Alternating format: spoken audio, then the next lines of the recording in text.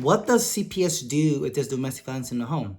So, for most people who may not know, domestic violence does not mean this physical pushing or punching or etc. It could also include arguing that can potentially lead to violence. And if the kids hear that, see that, or are able to articulate, that can give rise to domestic violence. So what typically can happen if CPS finds out or cops are called, they go to the scene.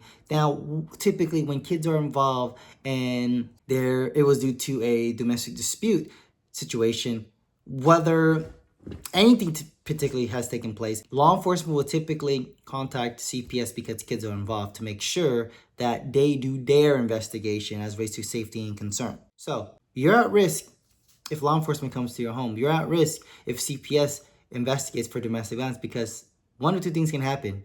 Either you continue to be in a situation where it's harming your kids, or you don't do anything about it, or CPS comes in there and they remove your children from your care if you don't take any action. But what is the appropriate action? What can be done? Do you stay away from the partner? Do you file a restraining order?